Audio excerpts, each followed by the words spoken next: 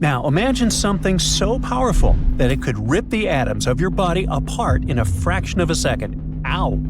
This something is soundlessly dashing through space, not extinct, not alive, stuck in between. If this terrifying monster were moving towards Earth, we'd be doomed.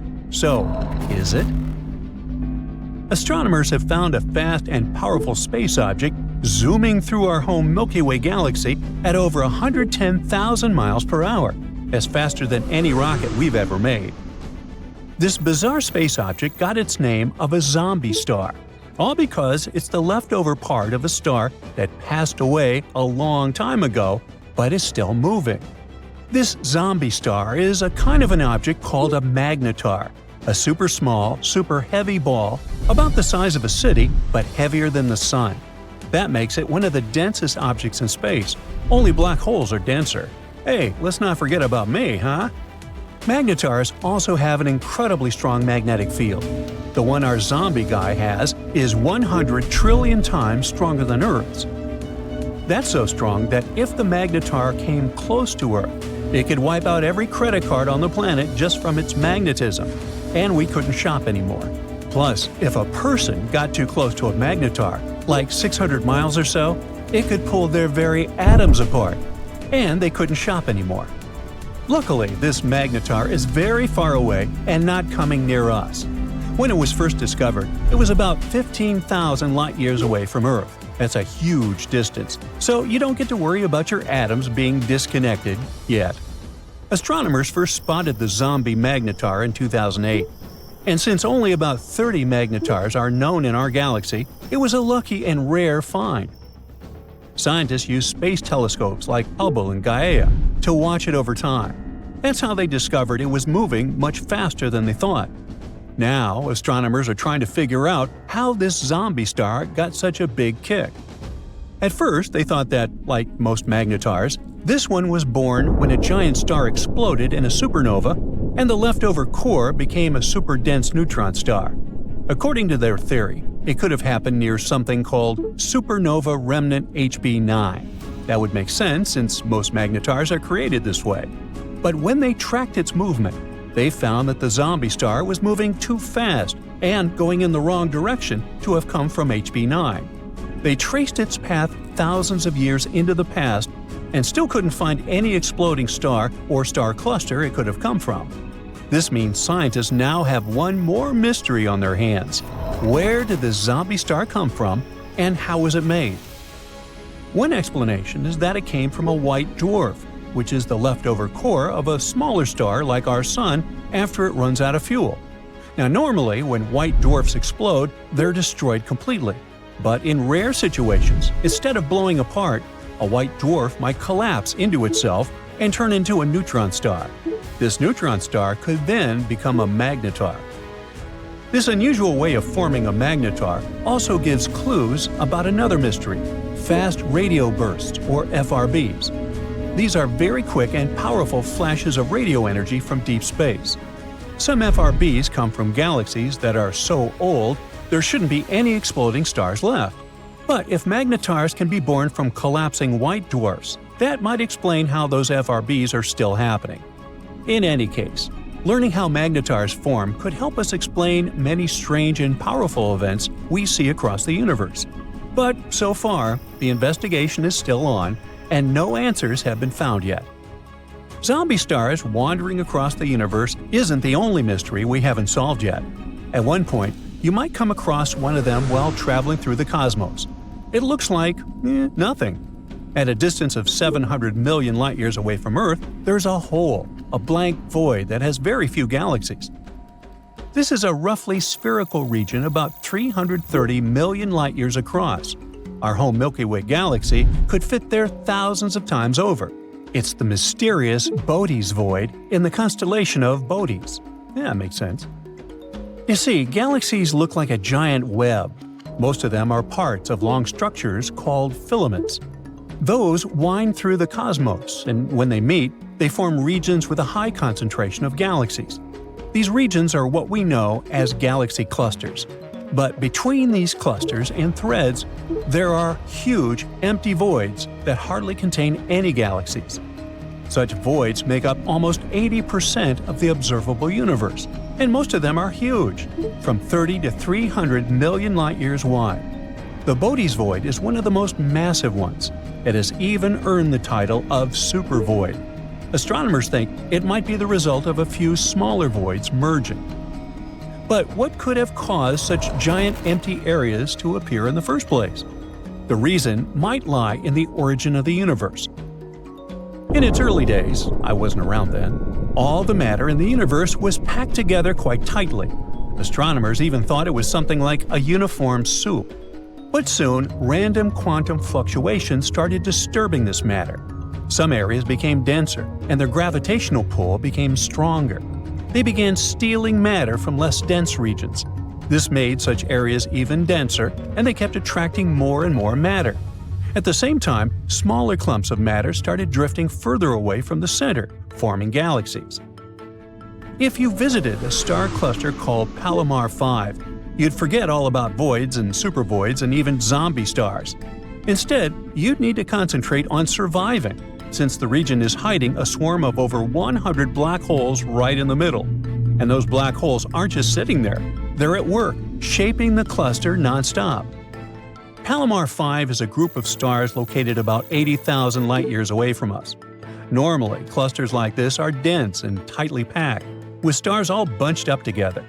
But Palomar 5 is different. It's spread out and has a huge tail of stars, stretching across 30,000 light-years. This beautiful tail is called a tidal stream. It's like the stars are spilling out of the cluster, creating a long river of light. Tidal streams like this are rare and hard to study. Globular clusters like this one are super old. Some are almost as old as the universe itself. But Palomar 5 also stands out because it's the only cluster we know about that still has a tidal stream attached to it. And the black holes inside the cluster might be to blame. They're pulling on the stars in the cluster, messing with their orbits, and slingshotting them right out of the cluster. Or would that be sling shooting? I don't know. Anyway, these stars are what make up the tidal stream. Over time, more and more stars get flung out. Palomar 5 has way more black holes than expected. About 20% of the cluster's mass is made up of black holes, over 100 of them, each about 20 times the mass of our Sun. Of course, Palomar 5 isn't going to last forever. In about 1 billion years, the cluster will completely fall apart. By then, all the stars will have been gone, leaving behind just the black holes. And these black holes will orbit the Milky Way, like a ghostly remnant of a cluster that used to be there. Even though this cluster is creepy enough, there's something even more eerie you can see in space: thick clouds of gas and dust called nebulae. One of the most unusual ones is probably NGC 2392, located 5,000 light-years away from Earth in the constellation of Gemini. It was discovered more than 200 years ago and became popular because of its unusual appearance.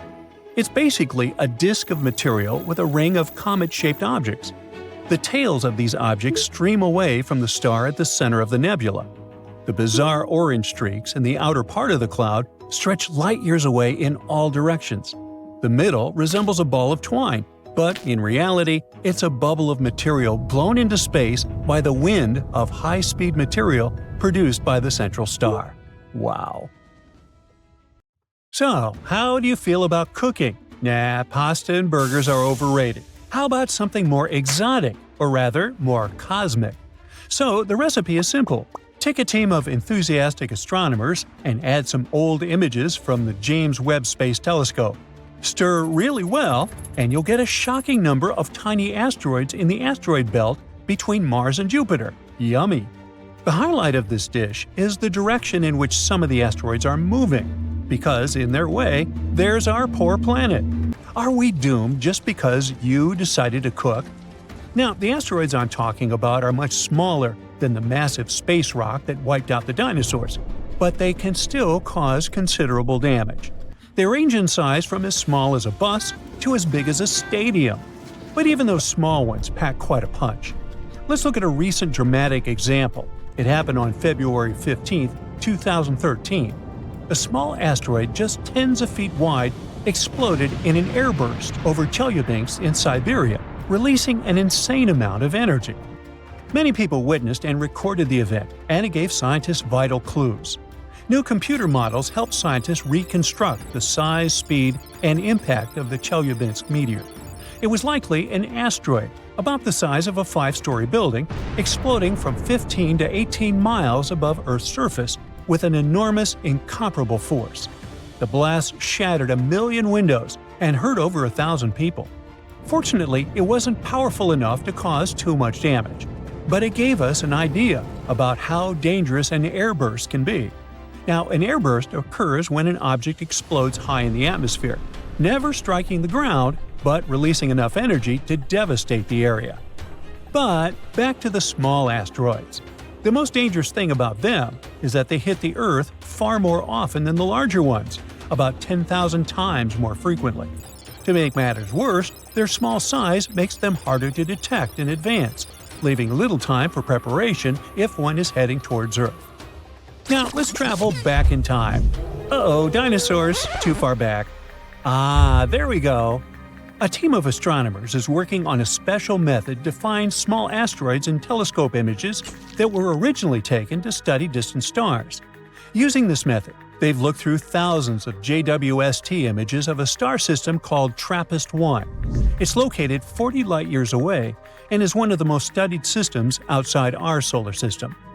Now, while analyzing these images, they discovered 138 new asteroids in the main asteroid belt, plus 8 they already knew about.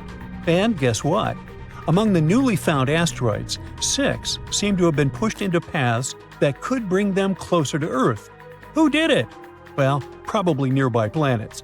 Are they holding a grudge against Earth? Interestingly, scientists thought they'd find just a few new asteroids, but the number was much higher than they expected. Yet, it's no wonder. Right now, they're exploring a part of space they didn't know much about before. Now, let's talk about the hero of the day, the James Webb Space Telescope. It's especially good at finding small asteroids because it can detect their heat. These asteroids give off infrared radiation, which is much easier to see than the faint sunlight that reflects off their surfaces. This technology allowed scientists to spot the smallest asteroids ever seen in the main asteroid belt. The asteroids they found are pieces left over from collisions between bigger space rocks. Finding them helps astronomers understand the history of the asteroid belt and improve methods for tracking small asteroids that could threaten Earth. The researchers are planning to use James Webb to observe other star systems for at least 500 hours. They expect this work to uncover thousands more small asteroids in the solar system. Other advanced telescopes, like the Vera C. Rubin Observatory in Chile, will also help. Starting in 2025, this observatory will use the world's largest digital camera to photograph the southern sky every night for at least 10 years. Each image will cover a huge area of the sky, about 40 times the size of the full moon. The observatory might find up to 2.5 million asteroids in just 6 months, almost doubling the number we know about. Recently, NASA has identified 2 small asteroids. They were supposed to pass near Earth on December 16, 2024. Luckily, neither posed any danger to our planet. The first asteroid was 71 feet wide, about the size of a large airplane, and was traveling at 10,800 miles per hour. The second asteroid was slightly smaller, 56 feet wide, but it traveled faster at 14,700 miles per hour. But hey, even though this time the danger is past, who knows what the future will bring? It may sound weird these days, but astronomers didn't really care much about small asteroids for a rather long time. They thought of them as just random space debris that got in the way of observing stars. Some even called them sky parasites. But now, the way we see these little space rocks has completely changed. You see, until recently, we could only spot really big asteroids, those over a mile wide. The smaller ones just blended into the background noise in telescope images. But then, a clever trick appeared where multiple images of the same part of the sky were combined, making those faint small objects finally stand out.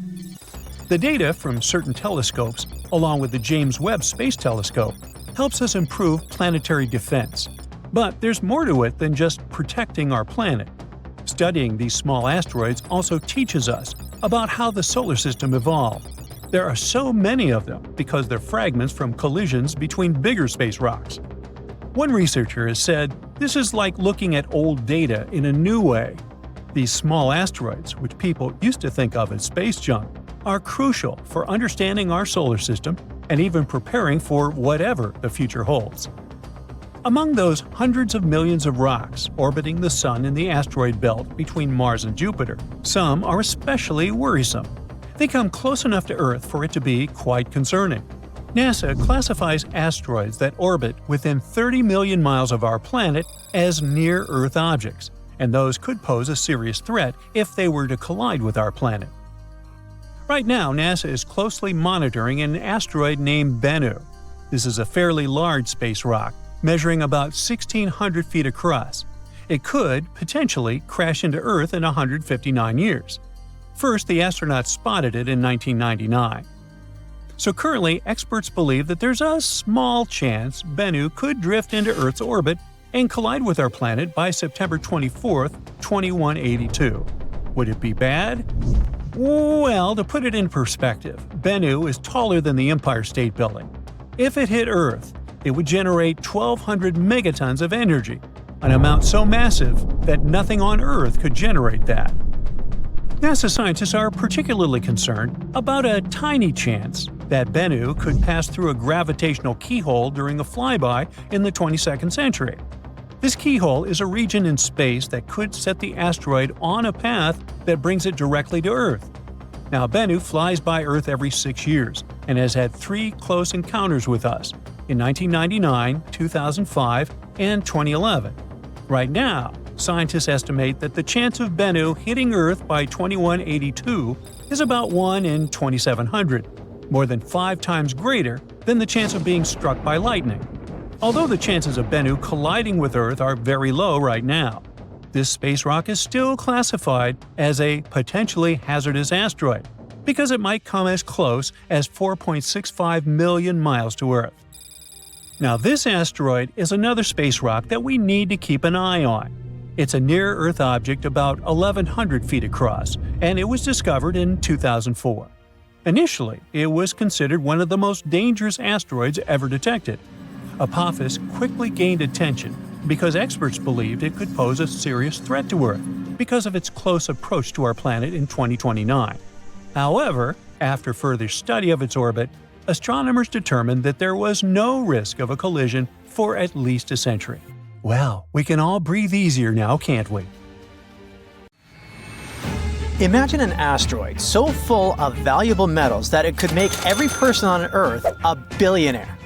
Well, that's not science fiction. It's 16 Psyche, a massive metallic space rock orbiting the Sun between Mars and Jupiter. It isn't just extraordinary because of its value, estimated at $10 quintillion. That's a figure that dwarfs the global economy many times over. It also has clues about the formation of planets, especially the rocky worlds like Earth. In October 2023, NASA launched the Psyche spacecraft. This mission is to explore the cosmic treasure trove. It's supposed to arrive at the asteroid in August 2029, and astronomers hope that it will give us some insights, not just about the asteroid's glittering wealth, but also about how planets form and evolve in our solar system. But what exactly makes Psyche unique? First discovered in 1852 by an Italian astronomer, it was the 16th asteroid people identified, hence its name. It stands out among the millions of space rocks in the asteroid belt for one main reason: its metallic composition. While most asteroids are rocky or icy, Psyche seems to be made primarily of iron, nickel, and possibly even gold and other rare metals. At about 173 miles wide, it isn't the largest asteroid. It's easily dwarfed by others like Ceres. But its size is still impressive. After all, its surface area is 64,000 square miles, like that of the state of Florida. Astronomers think that between 30 and 60% of the asteroid's surface might consist of precious metals. They also think that this space rock might be the exposed core of a planetesimal. A planetesimal is basically a protoplanet, a large space body in orbit around a star, developing into a planet. And this planetesimal could have grown into a full-fledged planet if it hadn't been destroyed in some catastrophic collision billions of years ago. If this theory is correct, Psyche can give us a unique glimpse into what lies deep within terrestrial planets like Earth, where planetary cores are hidden thousands of miles beneath thick crusts and mantles. Now, remember that spacecraft that went to explore the asteroid? After embarking on its ambitious mission, the Psyche probe will travel a mind-boggling 2.2 billion miles to reach its goal. This journey will take nearly 6 years. On its way to the asteroid, the spacecraft will pass by Mars in May 2026 and use the red planet's gravity to slingshot itself deeper into space. This maneuver is called a gravity assist, and it will boost the velocity of the probe and refine its trajectory toward the asteroid. By the time it reaches its goal in August 2029, the spacecraft will be set to orbit the asteroid for at least 26 months. During this time, it will analyze its surface, figure out its composition, and attempt to unravel its history. The probe is equipped with some pretty cool tools. One of them is called a multispectral imager. This instrument will snap high-resolution images of the asteroid's surface. It's supposed to help astronomers to study its texture and composition. Then, the probe has a gamma-ray and neutron spectrometer. This instrument will measure the asteroid's chemical elements, including its metal content. A magnetometer will detect a magnetic field, if any, which could confirm Psyche's origin as a planetary core. And finally, an X-band radio system will help determine the asteroid's gravity field, which can offer insights into the asteroid's internal structure. NASA isn't sending the spacecraft to assess the value of the space rock as a mining target. Well, at least not yet. The main goal of the mission is science. Researchers hope to answer fundamental questions about how planets form and evolve. And this asteroid could help us understand what happens when molten material solidifies into a core. Another question we need to answer to is, why did it fail to become a planet? And understanding the history of the asteroid might shed light on why some celestial bodies grow into planets while others don't. While NASA's mission is purely exploratory, it has also sparked interest from the point of view of asteroid mining. With its estimated worth of $10 quintillion, Psyche could theoretically supply enough raw materials to revolutionize industries on Earth. Mining it is likely to be decades away, if it ever happens altogether, but the idea still sounds amazing. At the same time, if the asteroid's metals were somehow brought to Earth, their abundance could cause the value of precious metals like gold to plummet, and it would wreak havoc on global markets. Speaking of valuable resources, let's find out how Earth got its own gold, platinum, and other rare metals. These elements, aka highly siderophile elements, have a cosmic origin story, and it's every bit as dramatic as Psyche's. These precious metals were born in violent cosmic events billions of years ago. Many appeared in kilonovae, explosive collisions between neutron stars. These metals were then scattered across space and eventually became part of the gas and dust cloud that formed our solar system. When Earth formed, those metals sank towards its iron-rich core, but not all of them ended up deep inside the planet. Destructive collisions with rogue protoplanets like the Mars-sized Theia, which most likely helped to form the Moon, trapped some elements in Earth's mantle. Recent computer models have explained how this happened. After each major collision, Earth's surface temporarily became a magma ocean, a molten layer of rock. As metals sank through the magma, they reached a partially solid layer that slowed their descent, keeping them in the mantle instead of the core. These metals then moved closer to the surface under the influence of thermal convection. That's what made them accessible for mining billions of years later. While Psyche's metals are all over the news, space has more to offer than just gold and iron. Scientists have discovered, or rather theorized, the existence of different gemstones scattered across the cosmos, like diamonds. The thing is, diamonds are made of pure carbon, and this element is abundant in the universe. On Earth, diamonds form deep in the mantle under high pressure and temperature. In space, conditions for diamond formation can occur in surprising places. For example, nanodiamonds, which are really tiny diamonds, have been found in meteorites. Sometimes they contain gases that give us clues about the early solar system. Scientists believe that it might rain diamonds on our ice giants, Neptune and Uranus. There, high pressures compress carbon into crystalline form. Researchers have also predicted that exoplanets in other solar systems could have gemstones like rubies and sapphires, depending on their size and proximity to their stars. Even Earth's moon had its own share of cosmic minerals. Scientists have found some traces of cubic zirconia in lunar rocks. So space might hold even more treasures than we've imagined. But let's get back to the Psyche mission. It might not only reveal the whole potential of space resources, but also underline the issues we could face while dealing with them. For example, mining an asteroid would require the usage of autonomous robots, machines capable of operating in harsh space environments. Plus, we would need efficient transport systems to bring materials back to Earth or process them in orbit. We would need to make sure that mining activities wouldn't damage ecosystems or space environments. There are also legal and ethical issues, like the Outer Space Treaty of 1967. It prohibits any nation from claiming sovereignty over celestial bodies. But with private companies entering the space race, debates over ownership and resource sharing are heating up. And finally, bringing such amounts of metals to Earth could destabilize global markets.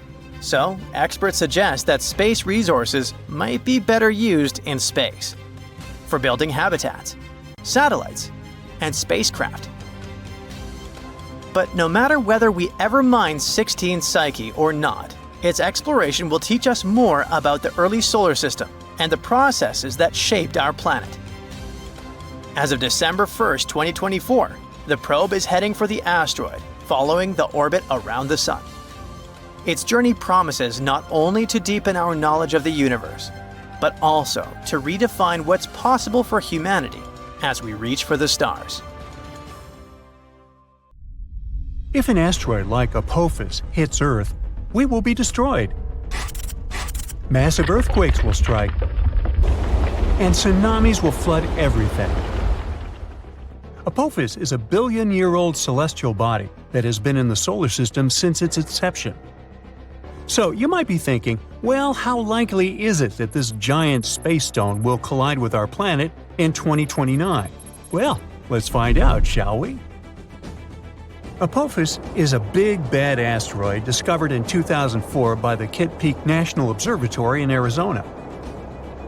Since then, it has proudly held the title of one of the most dangerous asteroids ever located. It's around 1,100 feet wide, which is a bit bigger than the Empire State Building and the Eiffel Tower. Because of how scary it is, it was named Apophis, like the Egyptian immortal creature that was considered to bring eternal darkness and destruction to Earth. Oh boy. In 2021, researchers had a once-in-a-lifetime opportunity to study this floating rock when it passed near our planet, and we'll come back to that in a minute.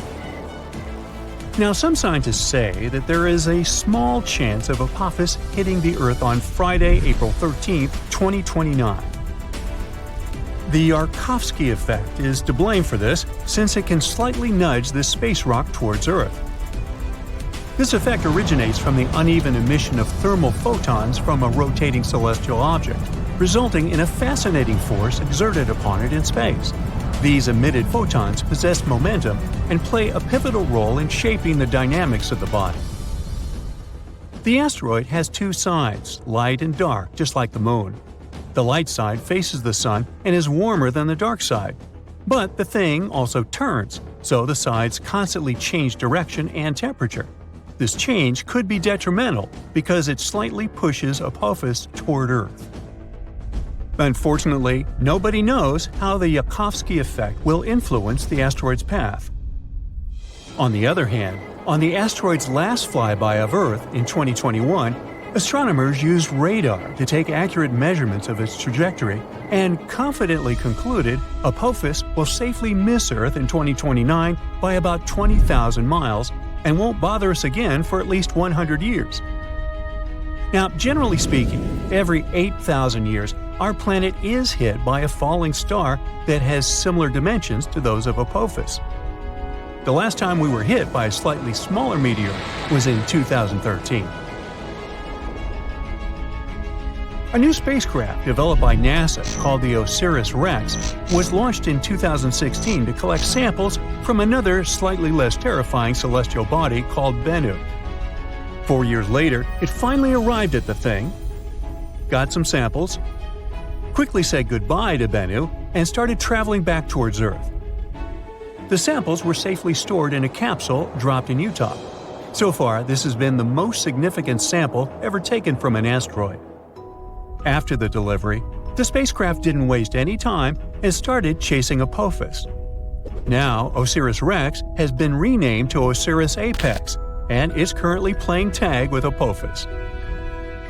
With some luck, on the 2nd of April 2029, when the asteroid zips close by Earth, the spacecraft will reach Apophis and land on it.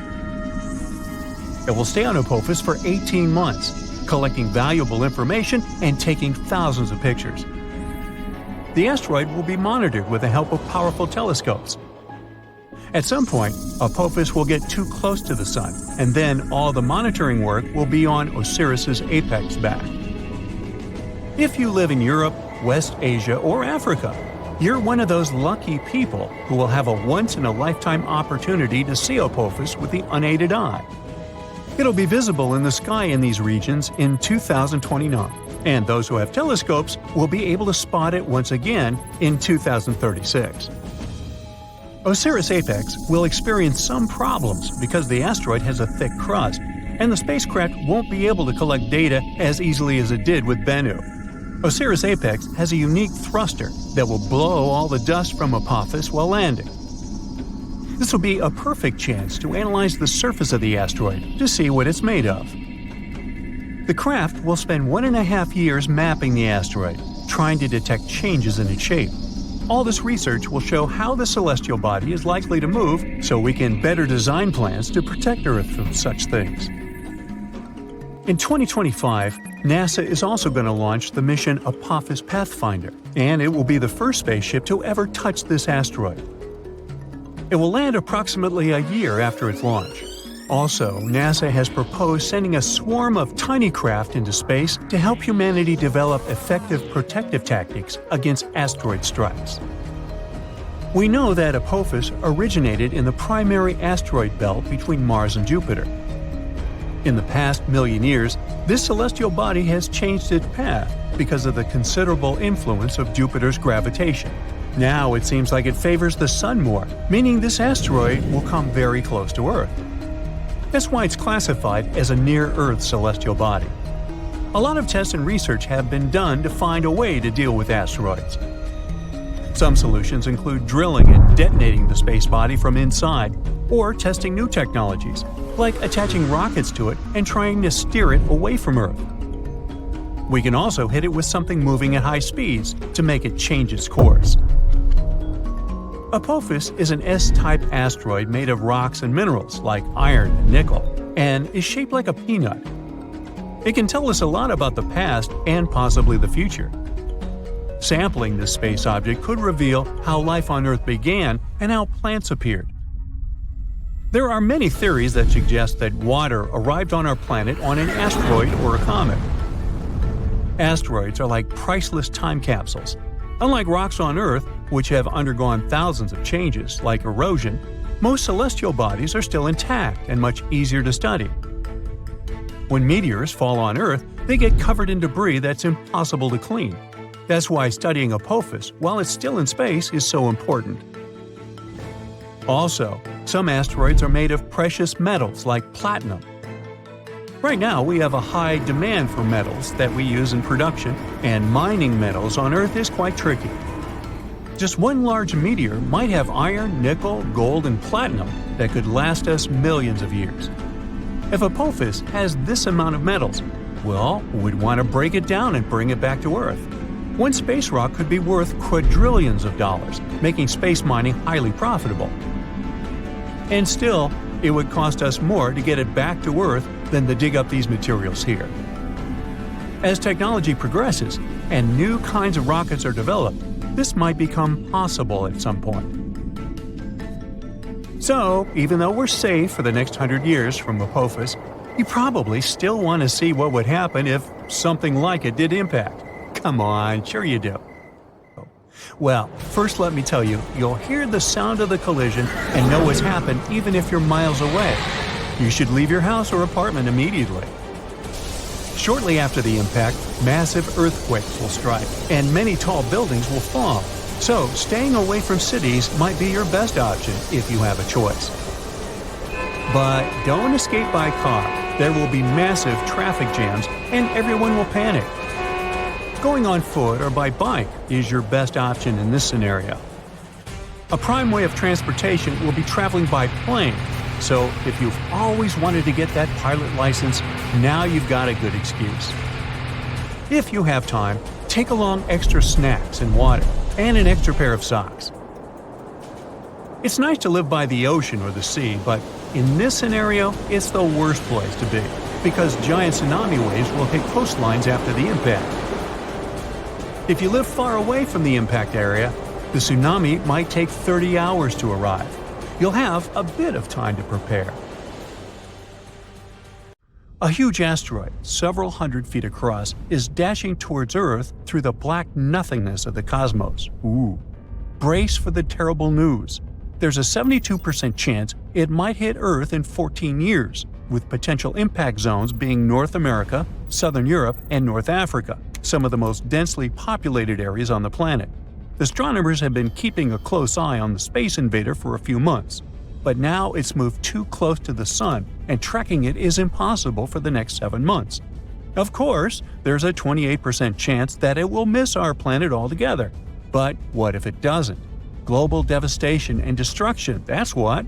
Thousands of lives lost, billions and billions of dollars in damage, entire species wiped off the face of the Earth, ruined cities and towns, destroyed fields and forests. We're left wondering whether it's the future awaiting for us. Well, now you can breathe easy. That's just a hypothetical scenario created by NASA to prepare for a situation like this. The space agency has been thinking about this kind of disaster for years. Even cooler, they run what-if asteroid exercises every 2 years to get scientists, state agencies, and international experts on the same page. The last one occurred in April. Over 100 people took part in that event. During such asteroid drills, experts pretend that a giant space rock is heading our way. Then they work through all the tricky questions they can come up with, like how big is it? Where might it hit? What should we do? It's like a massive brainstorming session to make sure that if it ever happens, we won't have to start from scratch. To make these scenarios feel as real as possible, NASA's Center for Near-Earth Object Studies gets involved. These are folks who track real asteroids and calculate their orbits. So they simulate months of asteroid observations, complete with uncertainties about its size, trajectory, and potential impact zones. It's the kind of uncertainty that makes decision-making way harder, just like it would be in real life. Now, if an astronaut really was aiming at Earth, it wouldn't be just one country's problem. It would be everyone's. That's why this exercise brings in international experts. In April, it happened for the first time. They worked alongside U.S. agencies like NASA's Planetary Defense Coordination Office and FEMA to understand how the world might respond to such a crisis, since an asteroid impact would have dire consequences globally. Now, the big question is, can we actually stop an asteroid from hitting Earth? Here, there are two main options experts consider. First, we could send a spacecraft to gather more info. If we knew more about the asteroid's size, mass, and orbit, we'd be able to make better decisions about what to do next. The second option is to try to deflect it. Basically, it means bumping the asteroid off its course so that it misses Earth. This might sound impossible, but NASA's DART mission has already proven that we can do it. 2 years ago, they crashed a spacecraft into a small asteroid called Dimorphos and successfully changed its orbit. It was a huge victory for planetary defense. But missions like that take tons of time to plan, prepare, and carry out. That's why spotting dangerous asteroids as early as possible is so important. Currently, NASA is working on a new telescope called NEO-Surveyor, which is set to launch in 2027. Unlike good old telescopes, NEO-Surveyor is designed to detect even the trickiest asteroids, including ones orbiting close to the Sun.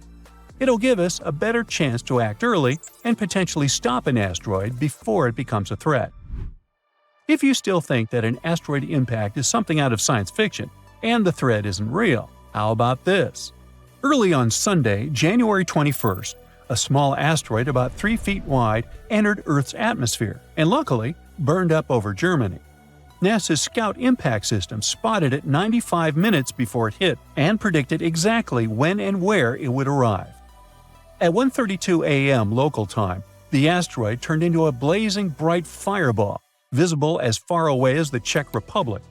Some small meteorites might have landed near the impact site, about 37 miles west of Berlin.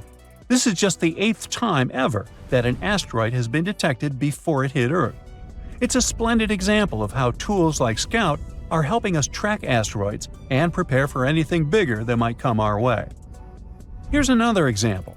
A small asteroid turned the skies over northeastern Siberia into a breathtaking light show on December the 4th, burning up harmlessly in Earth's atmosphere.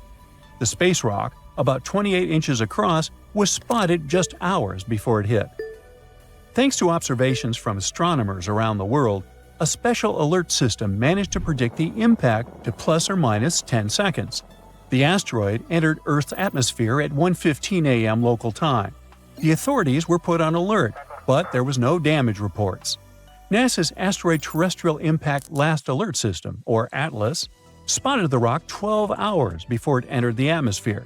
This makes it the 4th imminent impactor, which is an asteroid discovered within hours of its expected impact, detected this year, and the 11th overall. Now, China also has big plans for planetary defense. They're working on their first mission to hit an asteroid, and it's got a double purpose. One spacecraft will crash into the asteroid, and the other will hang back to study the whole thing for up to a year. In other words, it's not just about protecting Earth, it's also a way to learn more about the solar system. The target is an asteroid called 2015 XF261, which is a mouthful, and also about 100 feet wide. It flew by Earth recently on July 9, passing us at 31 million miles. True, it's pretty far away, but the space traveler was zooming by at a speed of 26,000 miles per hour, 30 times faster than the speed of sound. China is going to send a space probe to study the asteroid.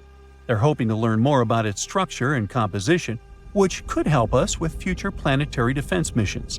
Then they plan to hit the asteroid with another spacecraft to test the impact, and the first space probe will stay there to observe the remains for up to a year. Timing is critical for this mission, and the asteroid offers some good opportunities in the next few years. Thus, in March and May of 2027, the asteroid will pass within 20 million miles of Earth. In April 2028, it'll get even closer. By that I mean 13 million miles away. A year later, in April 2029, the asteroid will end up just 4.2 million miles away, making it the best shot for a mission. Another decent chance will be April 2030. That's when the asteroid will pass our planet at 4.4 million miles. To give you some context, NASA's DART mission once targeted an asteroid 7 million miles away, and the trip took 10 months. So China's planners have to pick the right moment, depending on how long their spacecraft will need to get there. The mission is expected to start around 2027. At the same time, this won't be China's first attempt to target an asteroid. Back in 2023, they were planning a planetary defense test with a different asteroid, which is also about 100 feet wide. It's not clear why they switched to the current one, probably because the timing works better. Most asteroids are basically time capsules from 4.6 billion years ago, leftovers from when the solar system was just forming. Studying them could tell us a lot about how planets, including Earth, came to be. So, China's taking on something that combines planetary defense and pure space science. They're definitely making big moves in the space exploration game. Asteroids are a serious, very real danger. Some of them are big enough to cause a lot of trouble if they collide with Earth. One asteroid in particular is making headlines these days. A new study has revealed there's a small chance it could hit our planet during its close flyby in 2029. But the question is unusual. Will the asteroid survive this encounter? Apophis, which got its name from Apep, the Egyptian deity of chaos and disorder, has become one of the most infamous asteroids. Discovered in 2004, this space object is about 1,100 feet wide. It's about the height of the Eiffel Tower in Paris.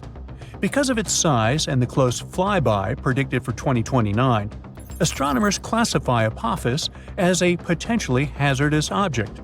Those are asteroids and other space objects that pass close to Earth and are big enough that we really need to pay attention to them.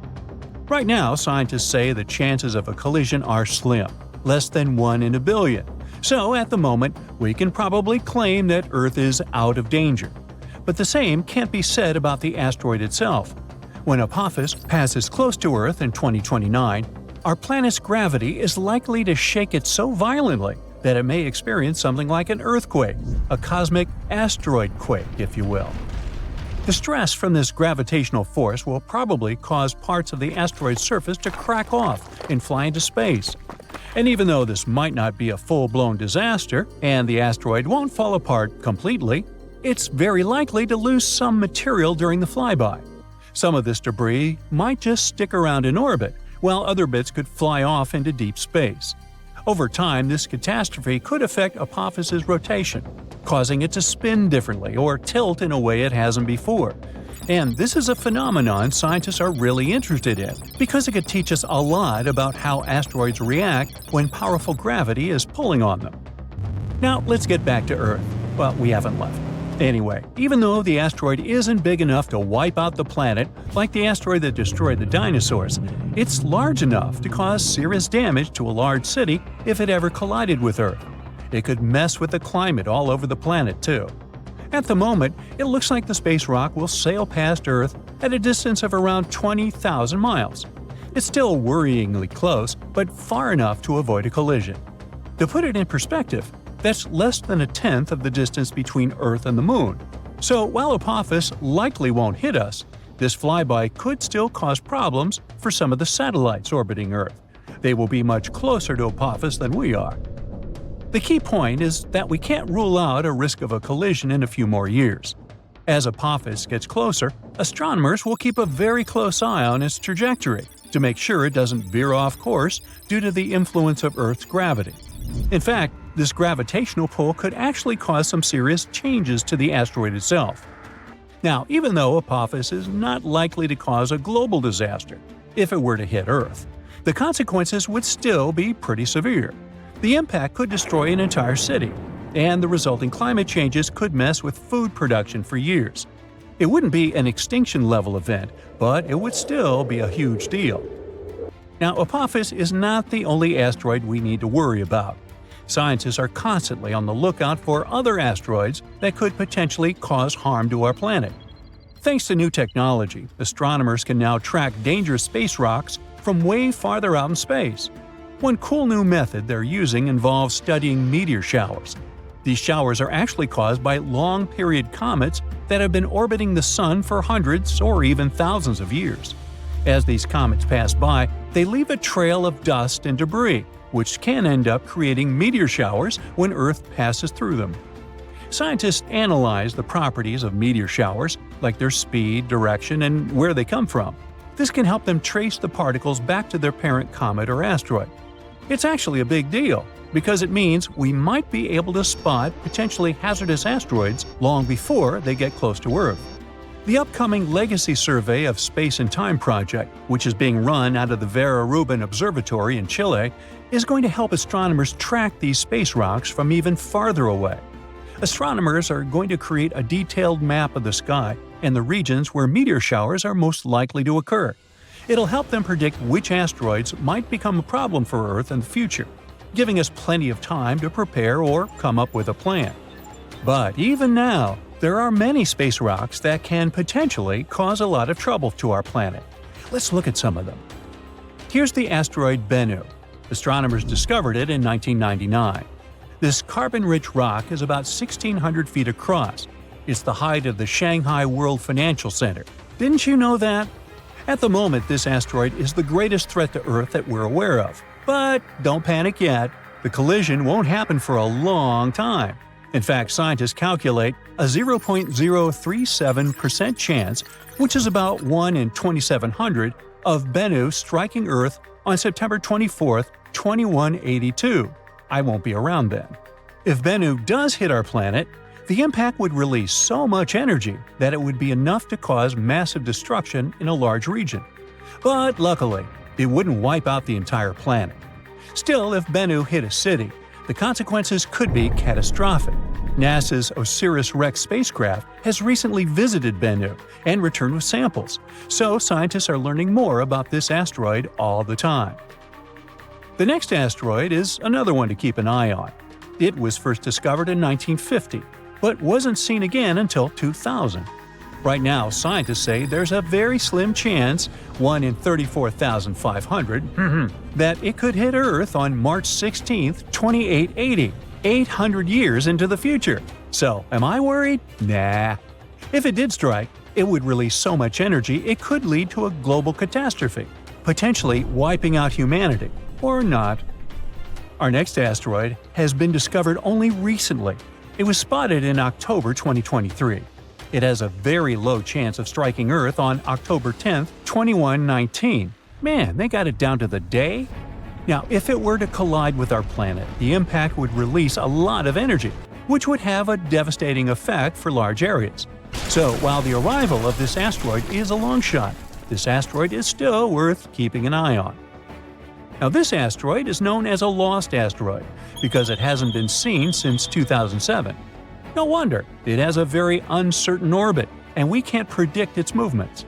NASA says there's a tiny chance, about 1 in 10 million, that it could strike Earth on March 3, 2030.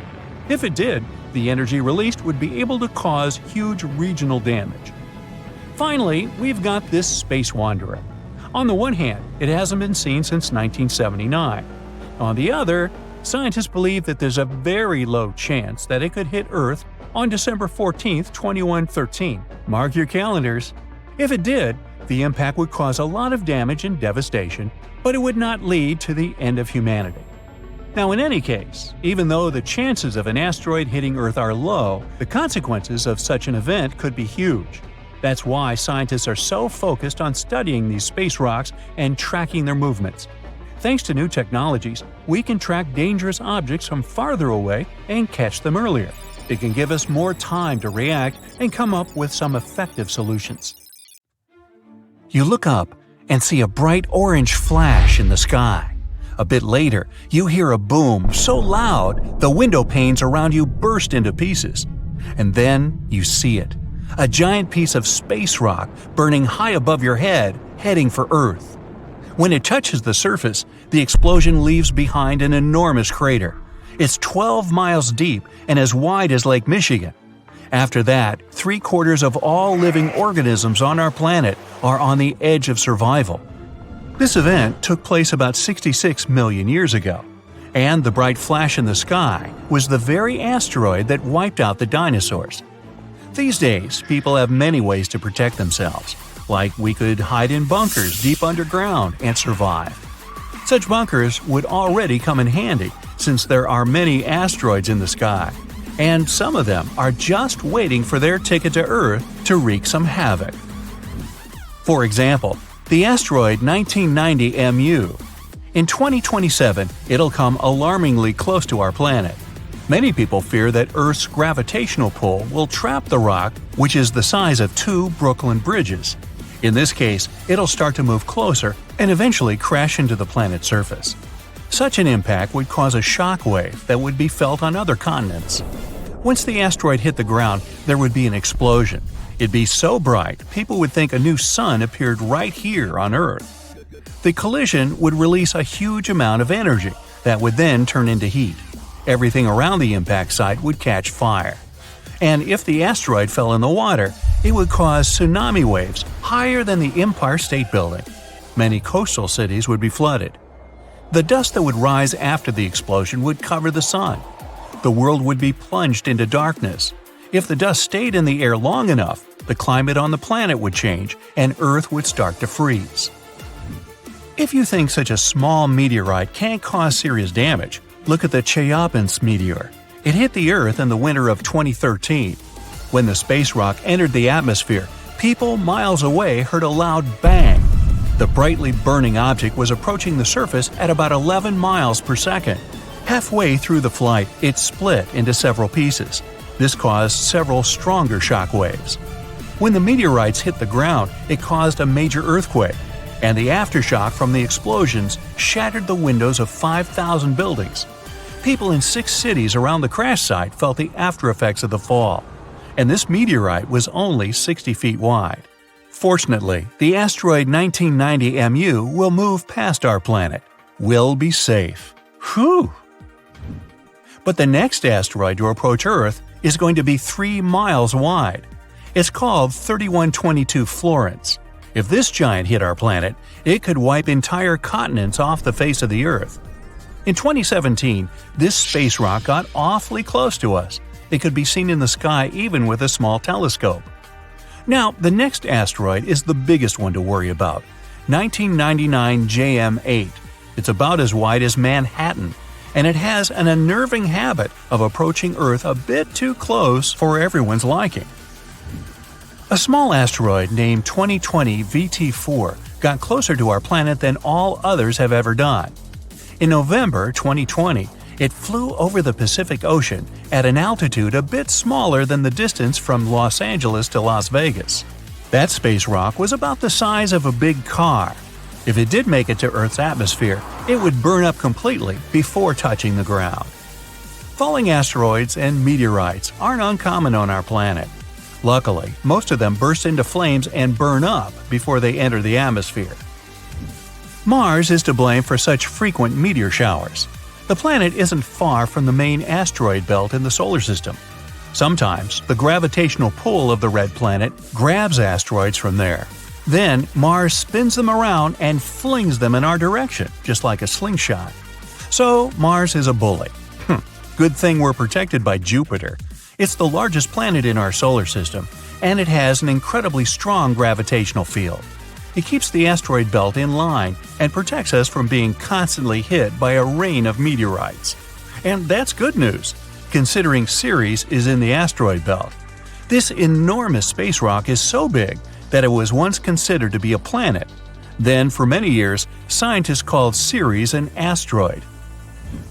But in 2006, it was finally classified as a dwarf planet. This space object contains a third of the total mass of the asteroid belt, which is about 4% of the Moon's mass. If Earth were as large as a nickel, Ceres would be about the size of a poppy seed. So, what if an asteroid several miles across was heading toward our planet and people had to stop it?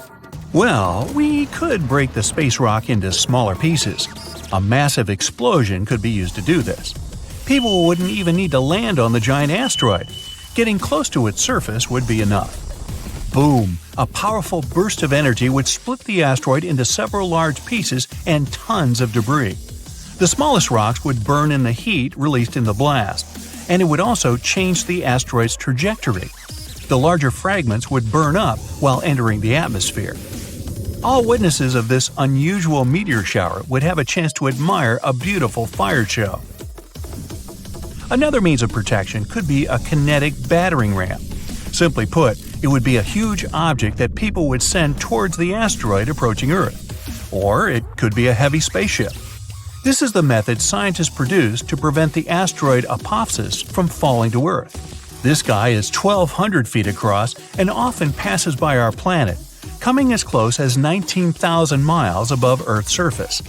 The asteroid is going to pass close to our planet again in 2029, and there is a possibility that in 3036 it might crash into the Earth. If it happened, the explosion would leave a crater more than 3 miles across. Within 6 miles of the impact zone, all buildings and subway tunnels would be crushed or severely damaged. The event would also trigger a powerful earthquake. In the area of 30 miles away from the crater, car windows and window panes in houses would be shattered. And 75 miles away from the impact site, the earthquake would move furniture and buildings. One way to stop such a catastrophe is to build a heavy spaceship. It would take off from Earth, speed up, and then ram into the asteroid with great force. This impact would alter the course of the huge space rock, and it would fly past our planet. We could also try to stop the asteroid by wrapping it in foil. This would make its surface reflective, and then solar pressure might gradually change the asteroid's trajectory. Another alternative is using the gravitational tug.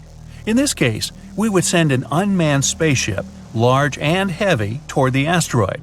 It would fly over the space rock and slowly draw the thing closer with its gravitational pull. A small change, of course, would be enough to make the asteroid fly past our planet. Another way to protect Earth would be to build a system of giant lenses in space. Perhaps you've tried focusing sunlight with eyeglass lenses. Then you know how hot this sunlight can get. Now imagine having many giant lenses that are all directed at one point. Scientists think that focusing such a powerful beam of light on the asteroid would make the rock melt and evaporate, slowly changing its route.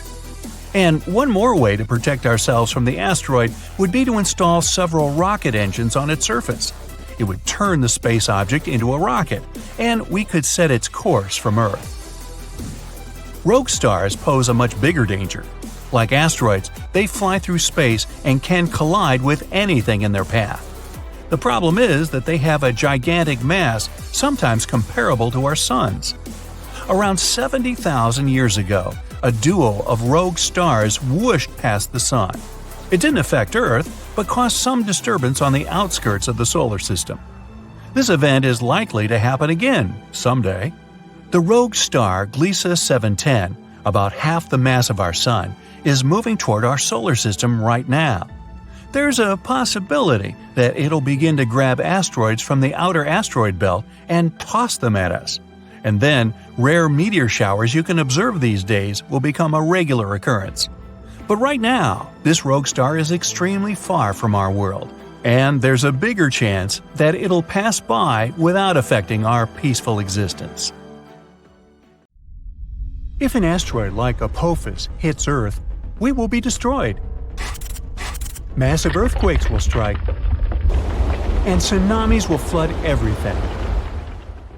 Apophis is a billion-year-old celestial body that has been in the solar system since its inception.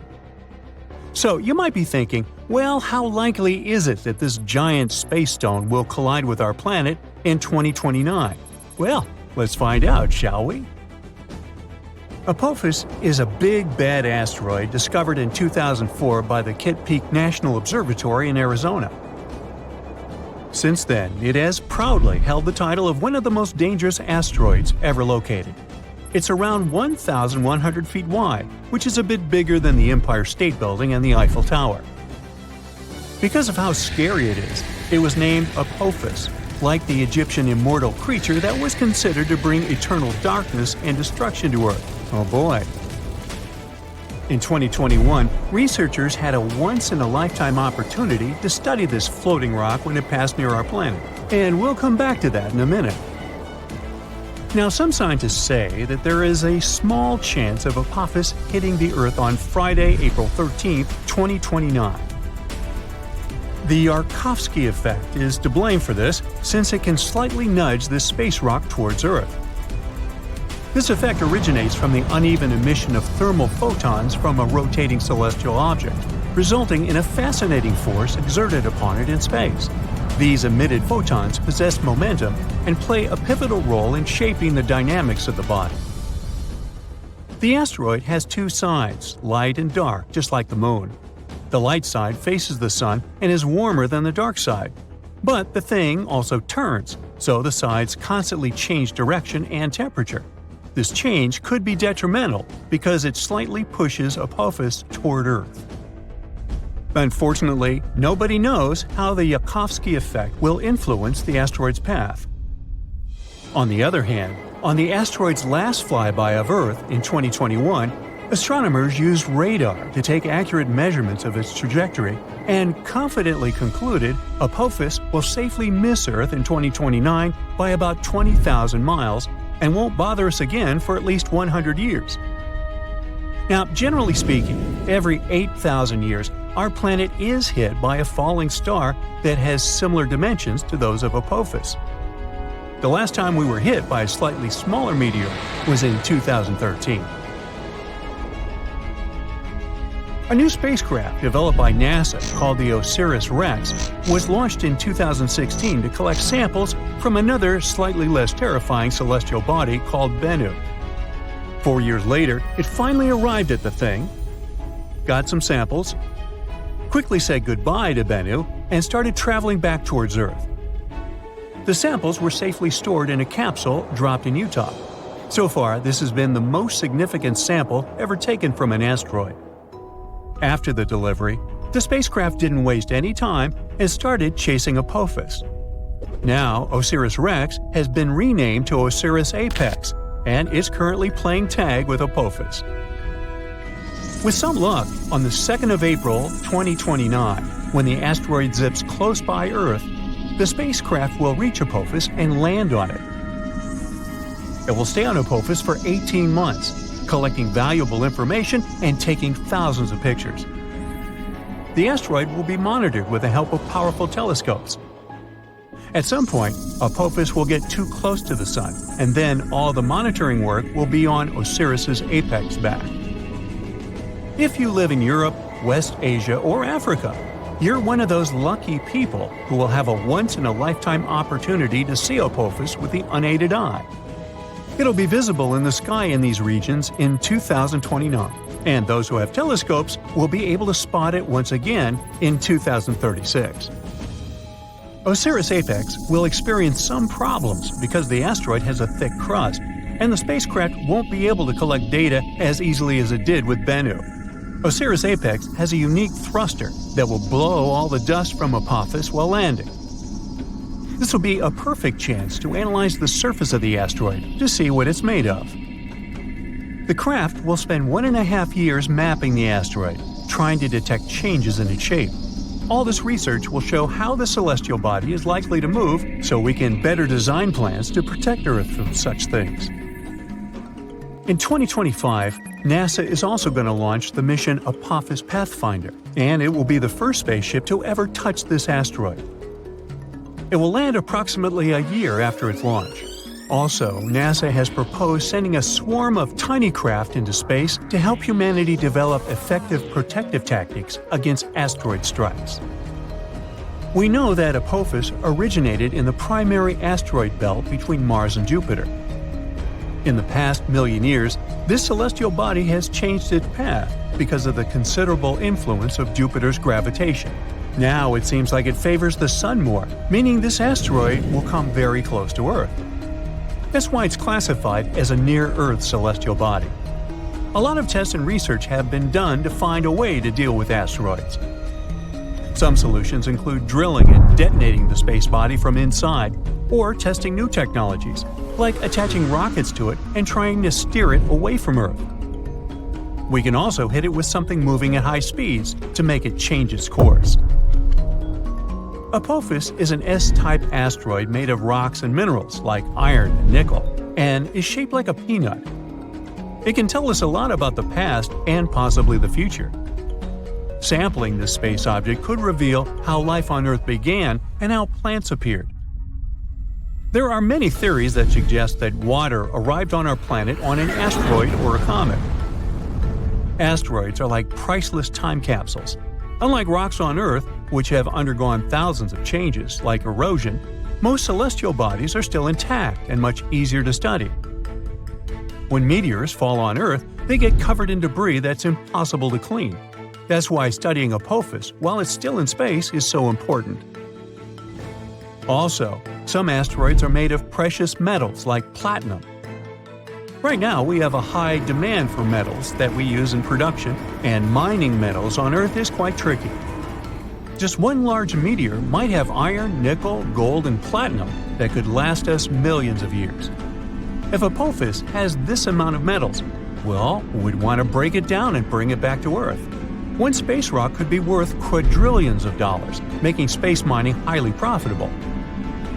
And still, it would cost us more to get it back to Earth than to dig up these materials here.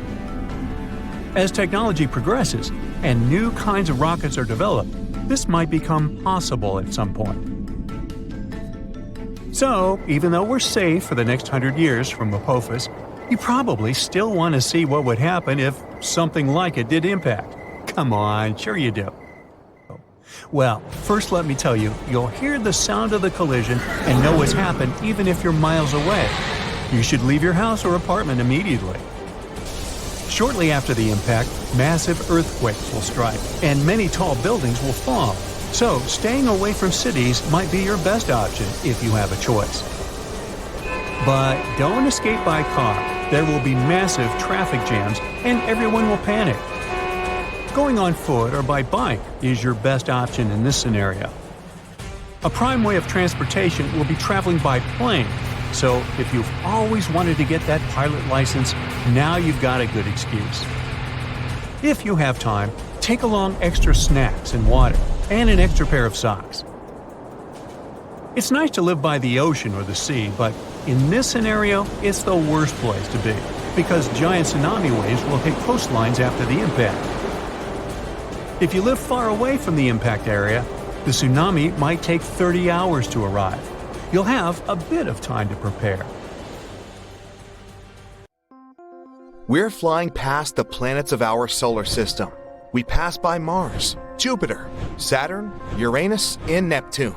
Then we move through dark space beyond the edge of our world. We've reached our destination. It's the Oort cloud. It's a hypothetical region around the solar system that holds tons of asteroids and blocks of ice. It's likely to be where the largest comet in human history was born. And now, it's heading toward the Sun. Bernardinelli Bernstein was discovered totally by accident during the Dark Energy Survey. Our telescopes were pointed at distant space. Their main goal was to learn more about how the universe was expanding. Astronomers also wanted to make a more detailed map of the observable universe. Scientists analyzed over 80,000 images and found a moving object. It was alarmingly close to our home planet. Its size was an impressive 62 miles. That's about the width of Lake Michigan. It was an already active comet with a long tail. Usually, comets get a tail when they come close to the Sun. The heat from the star warms the comet's surface, and light materials, like ice, begin to evaporate. This forms a cloud of steam and dust that stretches far beyond the comet. But Bernardinelli Bernstein is too far away from the Sun to start heating up. This means that its surface has a different composition. It might be solid carbon monoxide. This increases the luminosity of the comet. That's why it can be observed with telescopes on Earth. We can compare Bernardinelli Bernstein to the largest meteorite to ever fall on Earth. About 66 million years ago, our planet was hit by a meteorite about 6 miles wide. At that time, the blast wave from the collision went around Earth several times. Tsunami waves caused by the impact were taller than the largest skyscrapers, and the energy from the explosion set huge areas on fire. Almost all living creatures, including dinosaurs and ancient fish, ceased to exist. The meteorite left a crater 3 times the size of Manhattan. The place where it fell was rich in sulfur. This substance evaporated because of the abnormal heat and gathered into massive clouds. This caused acid rains that were falling on Earth for several more weeks. Our newly discovered comet is 10 times bigger. If it were flying toward Earth, you'd see it with the unaided eye long before the impact. It looked like a moving star in the night sky. A few days before the comet reached our planet, you'd see it even during the day. You'd be able to distinguish its long tail, too. When the comet entered the atmosphere, it'd produce a booming sound so loud you'd hear it on the other side of Earth. At this point, the comet would begin to heat up because of friction with the air. It'd start burning. Countless pieces of debris would break away from the main body of the meteorite and fall to Earth. As soon as Bernardinelli Bernstein touched the surface of the planet, we'd see a flash so bright it'd outshine the Sun. In a fraction of a second, a colossal amount of energy would be converted into heat. This would create the most powerful explosion in the history of our planet. It'd literally rip out chunks of ground and throw them into the air. The blast wave would incinerate everything within a few hundred miles. It continued to spread in different directions, breaking and bending trees. At one point, it reached snow-capped mountains and trigger huge avalanches that would cover many villages.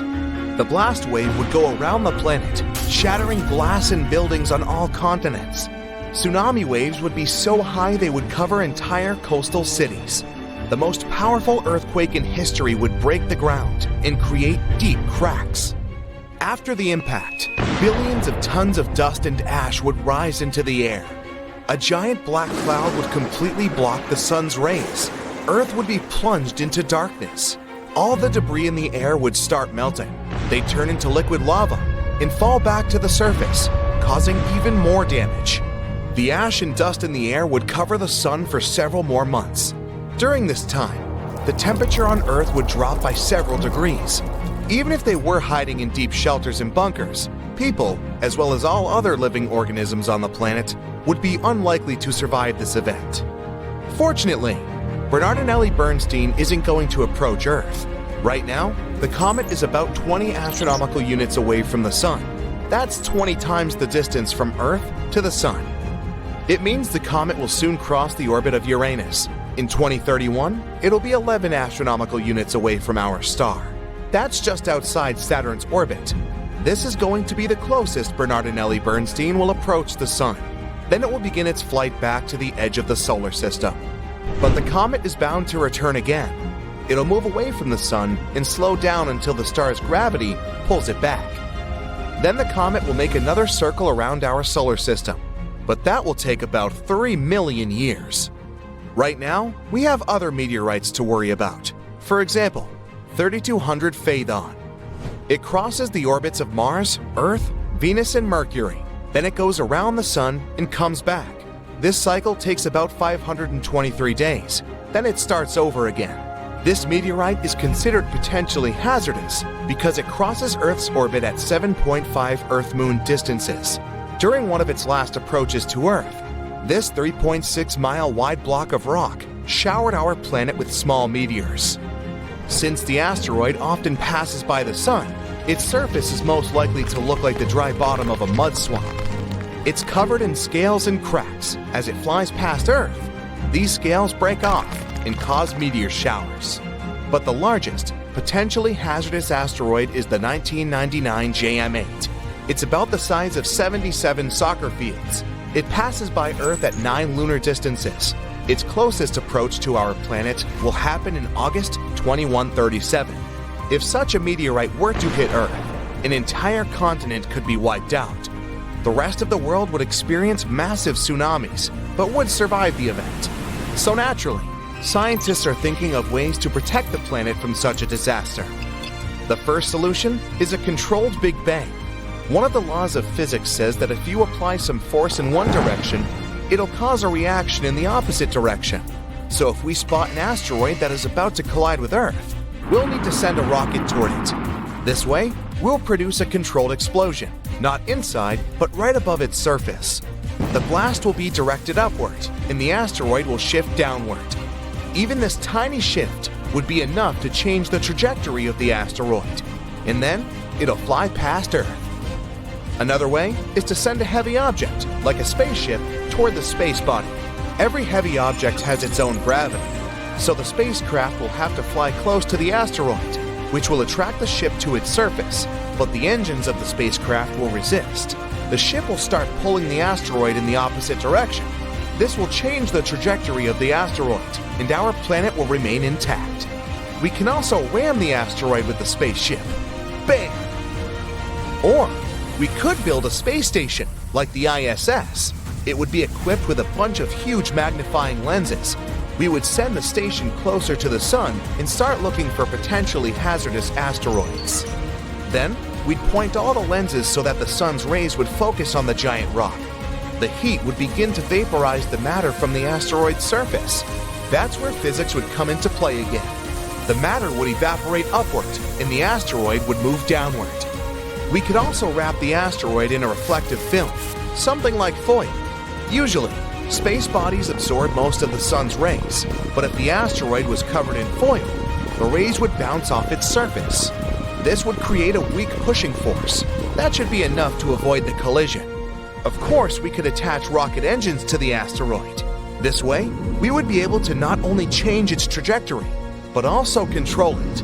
But that would depend on the size of the asteroid and the number of engines. And then, we could use this massive rock to ram it into other, larger asteroids. Imagine flying in a spacecraft in a cloud of asteroids at high speed. You dodge one more, and then hit the gas pedal to the floor and crash into an asteroid at full speed on purpose. This is exactly what NASA is going to do in the near future. The entire mission will begin at Vandenberg Air Force Base in California on November 24th. Let's follow it step by step. So, the Falcon 9 booster rocket is already on the launch pad. It's as tall as a 22-story building, or 11 giraffes, and it can get about 8 tons of cargo into orbit. So you could send a big elephant into space, and a supply of food for it. Countdown, 3, 2, 1, ignition! Smoke clouds everywhere, and the rocket begins to gain altitude. 9 engines are working at full power to accelerate the rocket. At its peak, it reaches speeds 10 times faster than the speed of sound. And then, the rocket engines shut down, and the rocket's first stage undocks to return to Earth. A couple of seconds later, the second stage receives the ignition command. It turns on its one engine and climbs even higher to orbit. The cargo capsule then opens and releases the DART spacecraft. DART stands for Double Asteroid Redirection Test. Once released, the spaceship deploys 2 large solar panels. It'll convert solar energy into electrical energy to power a revolutionary ion engine. Conventional engines create thrust by burning tons of fuel and ejecting it outward. The rocket itself is essentially pushing off the emitted gases. The ion engine will not burn fuel. It'll use a strong electric field to accelerate the ionized gas. Like conventional rockets, it'll eject this gas and create thrust by repelling it. And though the ion engine produces less thrust, it can accelerate the spacecraft to higher speeds. So regular rocket engines have an excellent performance on the road. They push the pedal to the metal, burning a bunch of fuel, while the ion engine slowly accelerates. But when a conventional rocket needs to make a refueling stop, the ion spacecraft will whiz past the regular one at insane speeds. So the DART spacecraft begins its year-long journey. By comparison, a flight to Mars would take about 7 months. Fast forward 1 year ahead, and we've arrived. This is the asteroid Didymos. The far point of its orbit is 2 astronomical units from our star. That's 2 Earth-Sun distances. At this point, the Sun begins to pull the asteroid back, and then it approaches the closest point to the star, 1 Earth-Sun distance. That is, its orbit lies very close to the orbit of our planet. Didymos made its closest approach to Earth at a distance of about 4.8 million miles. That's 20 times farther than the Moon's orbit. It takes 770 days to complete one such revolution around the Sun. So, Didymos is not considered a hazardous asteroid, but in the future, it'll approach the Earth even closer. And the consequences of a collision with it could be catastrophic, given its size. It's bigger than 2 Empire State Buildings, and it rotates at a rate of 1 revolution in 2 hours and 15 minutes. So it has a tremendous amount of energy. Plus, it has an asteroid companion. It's a small pebble 520 feet wide. It's like 12 school buses or 10 train cars. Its orbital period, that is, the time it takes the pebble to make a complete circle around the asteroid, is about 11.9 hours. NASA believes that asteroids up to 80 feet wide are likely to burn up completely in our atmosphere due to friction with the air, so they're not hazardous. Asteroids between 80 feet and half a mile in size will not burn completely and could cause severe damage. And asteroids over half a mile have the potential to wipe out large cities or even entire states. In that sense, we can consider Didymos potentially hazardous. So we're going to test one way of defending against asteroids on it: kinetic impact. That's why we sent DART here. So our spacecraft is going to hit an asteroid, only not its main body, but its little companion. DART is already moving toward it at about 4 miles per second. At that speed, a trip from New York to Washington, D.C. would take less than a minute, and a trip across the United States from coast to coast would take about 10 minutes. DART is getting close. 3 seconds to impact. 2, 1, BAM! The spacecraft crashes into the asteroid at full speed. What are your predictions? Asteroid explodes and is blown to pieces? Or asteroid flies off the main body into space like a billiard ball. Well, scientists predict that this collision will reduce the speed of this small asteroid by a fraction of a percent, but it'll still be enough to reduce its orbital period by a few minutes. Then our telescopes on Earth will be able to study the effects of the collision in more detail. And to learn even more, we'll send another spacecraft to Didymos on another mission. This is Hera. It'll be launched in 2024 and is scheduled to arrive at Didymos around 2027. This spacecraft will carry a bunch of research equipment to assess the collision damage done by DART. When it arrives, Hera will take many pictures of the small asteroid, including a fresh impact crater. Hera will also be carrying 2 CubeSats. These are miniature space probes, smaller than a shoebox. It'll launch these mini satellites, and they will make an even closer approach to the asteroid. They will study this space rock for 3 to 6 months. At the end of the mission, one of them will attempt to land on the asteroid's surface to learn even more about its composition and internal structure. It's also possible Hera will carry a mini impactor. This thing will have to make another impact on the asteroid.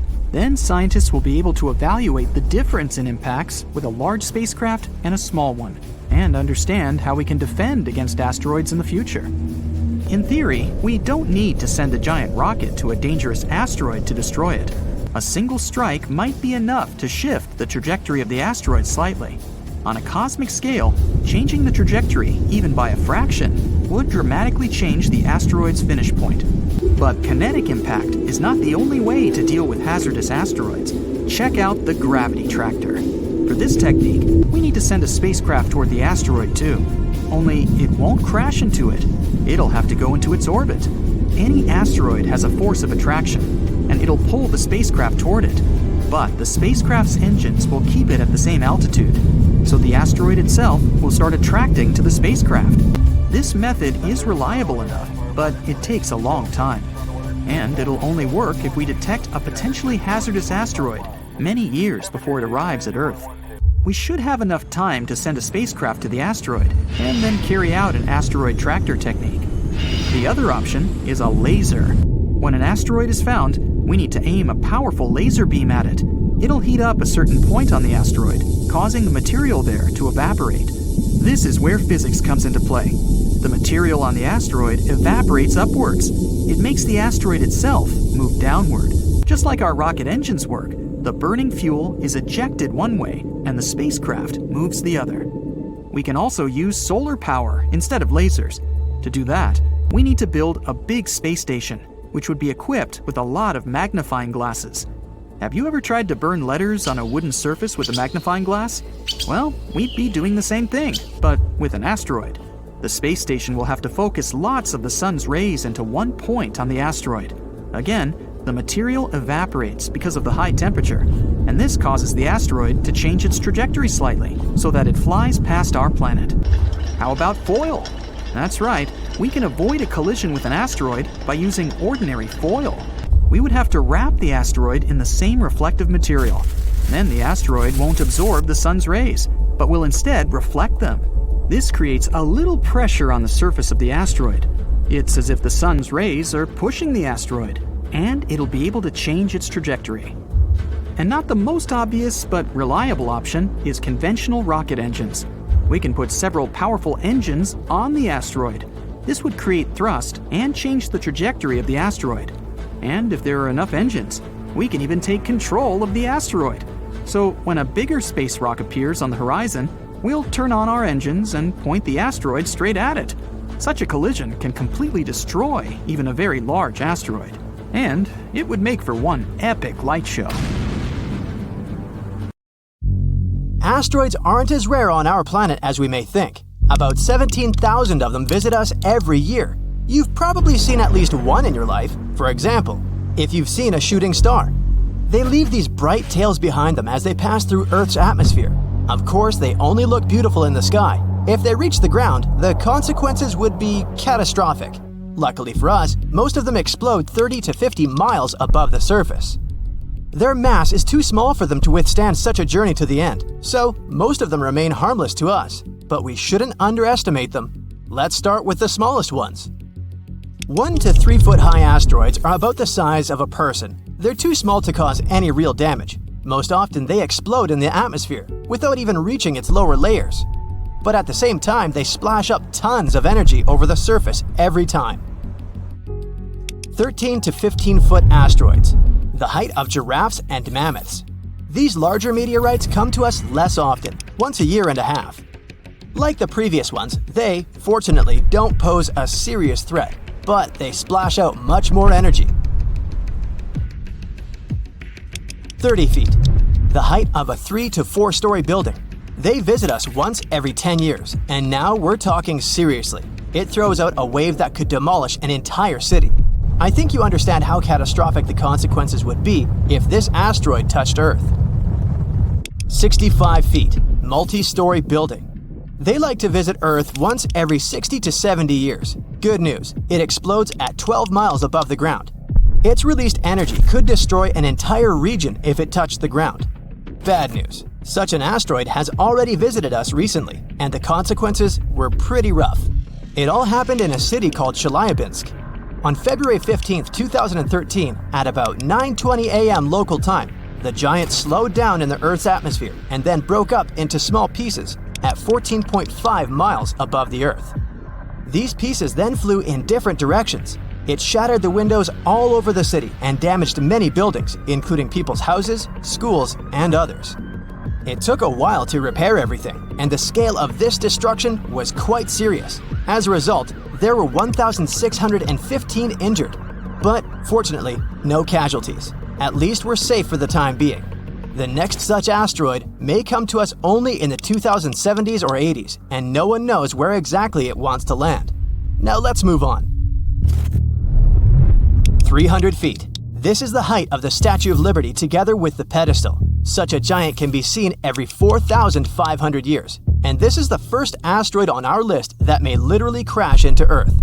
The consequences are disastrous. Not only may it demolish an entire city, but it can also set fire to neighboring areas. Well, some people even witnessed such a meteorite land on our planet. The notorious Tunguska meteorite is the biggest asteroid disaster that people have ever seen. It all happened on June 30th, 1908 in eastern Siberia. The meteorite was bright, like a second sun, and people felt the heat wave when it just approached the Earth. It exploded near the river. Fortunately, the whole area was surrounded by taiga, and there were no big cities nearby. But even there, it immediately destroyed a lot of trees. Serious forest fires broke out. The sound of the explosion was heard by people hundreds of miles around. At tens of miles around, all the houses' windows broke. The magnetic storm that resulted from this collision lasted 5 hours. The consequences were truly disastrous, but perhaps this is not the worst thing that awaits humankind. 99942 Apophis, 1,215 feet. It's slightly bigger than the Eiffel Tower. This meteorite, as scientists discovered in 2013, will be our next guest. Collisions of such force occur in about 100,000 years, and this one is gradually approaching. The force of such an explosion is equal to the force of the catastrophic eruption of the Krakatoa volcano in 1883. This eruption is considered one of the most destructive in history. It caused a terrible tsunami. 165 cities and settlements were completely destroyed, and another 132 were seriously damaged. People all around the globe could feel the consequences of this eruption, at least to some degree. Such an asteroid could leave a 3.5-mile crater, and this is one we'll face in the distant future. But calm down, no need to panic yet. By 2070, the meteorite will be almost 174 million miles away from us. It still has a very long journey ahead of it, so we're safe for at least 100 years, or even more. Besides, our planet has survived something even worse. 3,280 feet. This is higher than the tallest tower in the world, the Dubai Burj Khalifa Tower. Such collisions occur once every 500,000 years.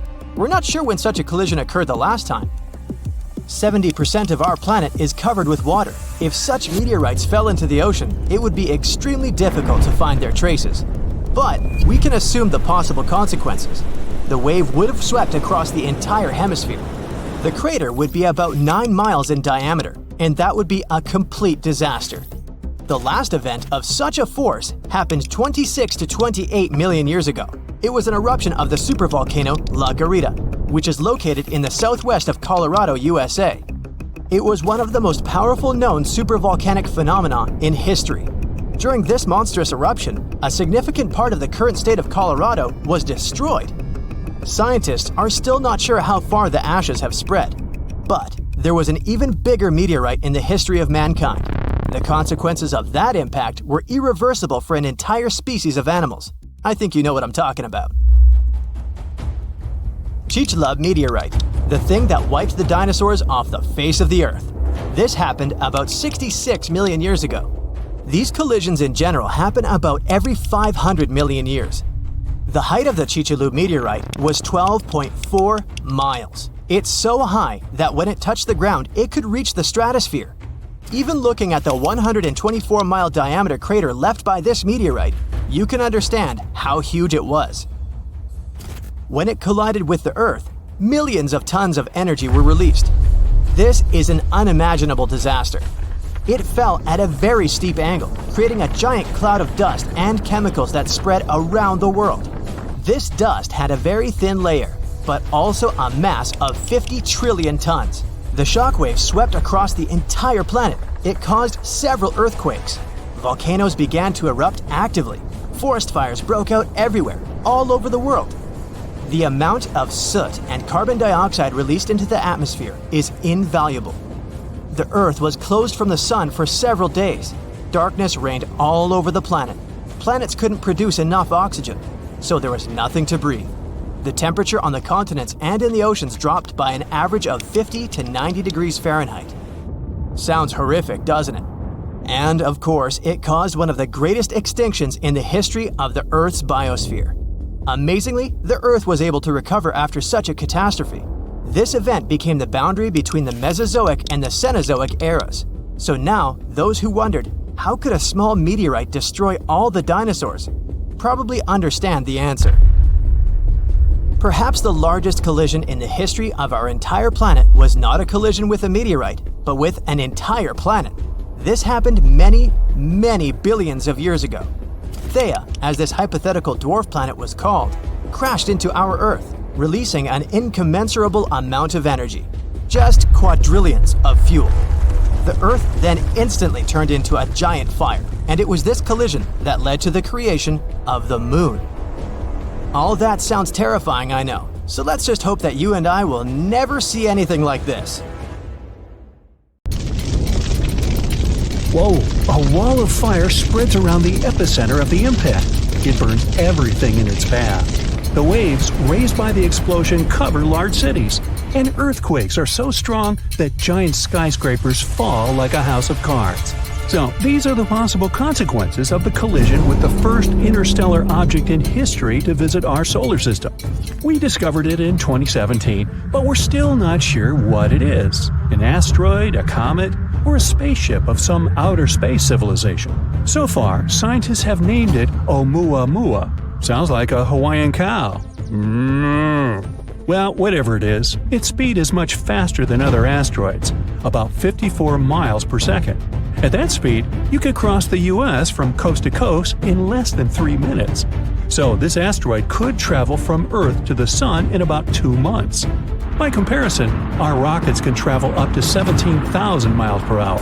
The same trip across the United States would take them about 9 minutes. So many scientists speculate that this is an artificial object created by a very advanced civilization. Okay. The shape of the object supports this theory. It's long and narrow and resembles a spaceship. It's about half a mile long, way bigger than the Eiffel Tower. Scientists decided to see if Oumuamua was really someone's spaceship and pointed some radio telescopes at it. If the civilization on that ship had used communication or scanned us with their tech, we would have known about it. But there was complete silence. Kind of like that. Not a single radio wave. But that doesn't disprove the theory of outer space civilization. To find out for sure, we decided to determine the weight of the object. To do that, we use light. More precisely, its reflection. You see, different materials reflect light differently. We take an unknown black stone, for example. It absorbs almost all the light, reflecting almost nothing. Check out the catalog, it's charcoal. Knowing the size and material of the object, we can determine its weight. So, we need to see how much light this object reflects. And when scientists pointed their telescopes at Oumuamua, they learned that it reflects colors that match with iron and also with some solid rocks. And Oumuamua was flashing all the time, a bright flash. Then it would slowly fade, and then it would start to shine again. This means it was spinning. And it wasn't going around its axis like an arrow. It rotated chaotically, moving its edges up and down. Any artificial object or spacecraft would have been torn apart by such overloads. But Oumuamua is still intact.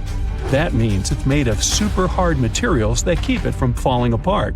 And it's not hollow like a spaceship. It's one solid body. Hey, like me. The astounding speed of this object makes it pretty mysterious. Some comets can have the same or even higher speed, but they also have a kind of rocket effect. So when a spaceship starts from the launch pad, you see fire bursting out of its engines. Every second, the rocket mixes fuel with oxygen, ignites them, and ejects them at a tremendous speed. According to the laws of physics, this is like pushing off a wall. The rocket sort of jumps up from the combustion gases it throws down. That's how the rocket creates thrust and accelerates. Comets work on a similar principle. The sun's rays hit the surface of the comet. Light elements like ice start to evaporate. That gas goes one way, the comet goes the other. Just like a rocket, the comet is pushing off the evaporating gas and accelerates. This gas also forms the comet's long tail. It's as if the massive rock is dragging all this gas behind it. I can relate. Or it's like a car pulls air with it when it goes at high speed. But Oumuamua is not a comet, and it doesn't have that tail, and it doesn't have the same rocket effect as a comet, so it couldn't have accelerated to that speed. But some scientists believe that Oumuamua used to have a tail. Although we discovered it in 2017, it entered our solar system in 1995, and it was hit by the sun's rays even back then. When we discovered this asteroid, it had already lost about 95% of its mass. It simply evaporated. Other scientists believe that Oumuamua got this velocity during its birth, somewhere far away in another star system or nebula. Perhaps it was a dramatic collision of some exoplanet with another cosmic object. The colossal explosive energy of the collision threw the elongated shard into outer space. Or it could have been a supernova explosion. When a star reaches the end of its lifespan, it becomes a red giant. It's an inflated version of the star, hundreds of times bigger. Then it shrinks and explodes with tremendous force. The blast waves can travel many light years away from the epicenter, and it's one of the brightest events in the universe.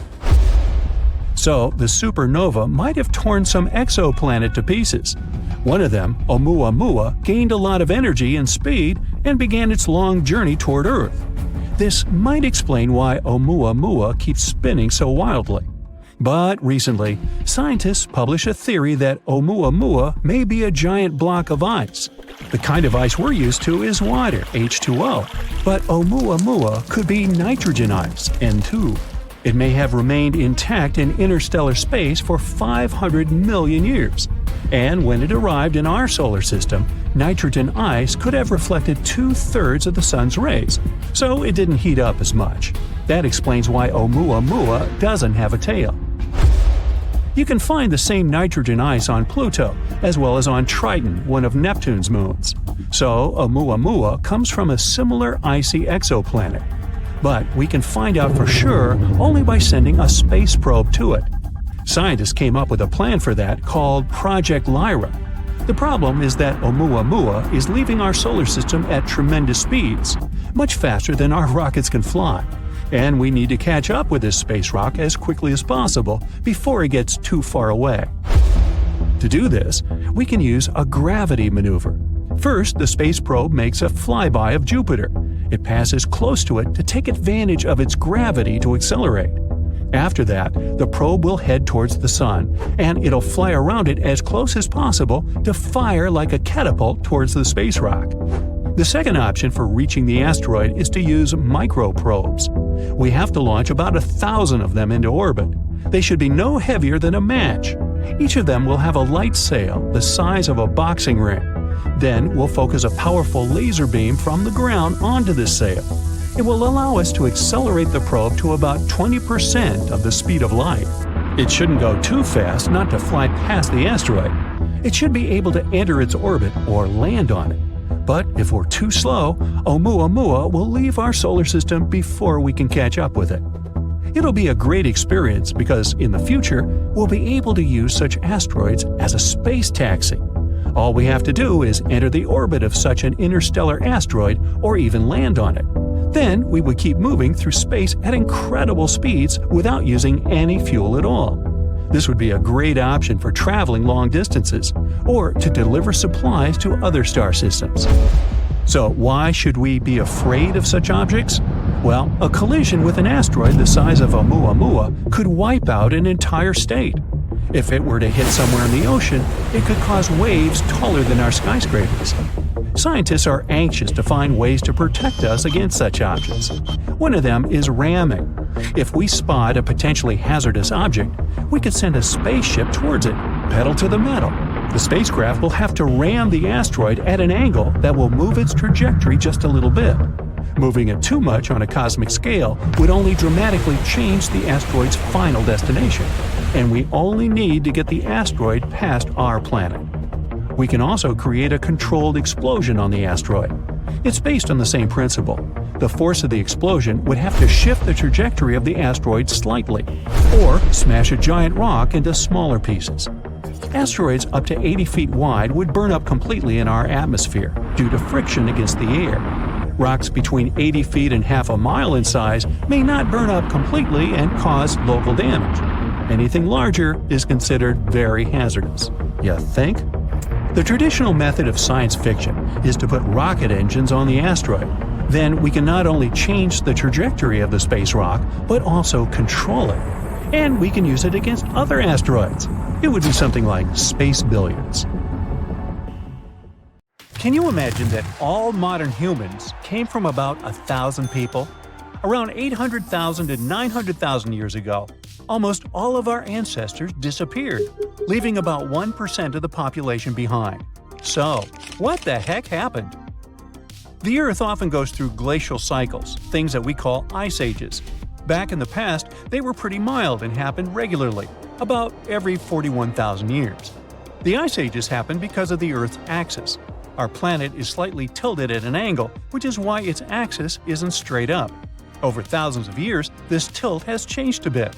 This teeny tiny shift completely changes how much sunlight we receive, especially at the poles, and leads to incredibly strong cold or warm periods.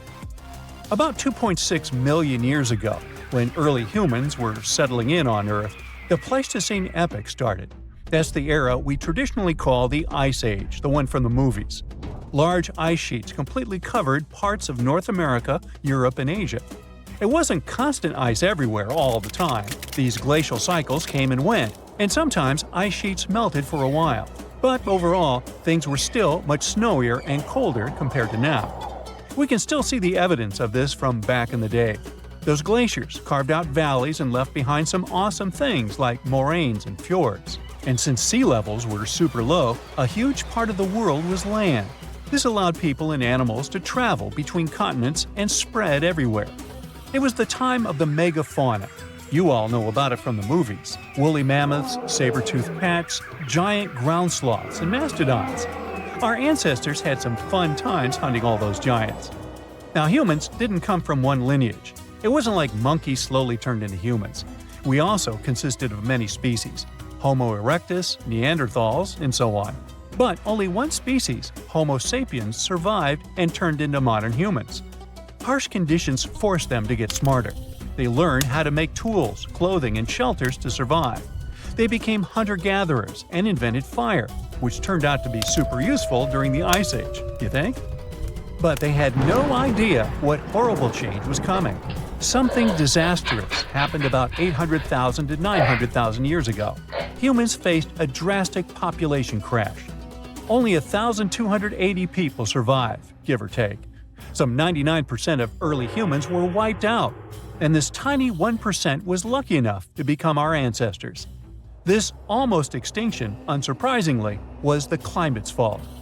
It was the middle Pleistocene transition. The Earth's orbit around the Sun changed its shape a bit. Carbon levels dropped. A lot of stuff was happening, and the Earth's climate was going wild, becoming incredibly cold and dry. The seas suddenly got chillier, and Africa and Eurasia experienced horrible droughts. Looking for food was almost impossible.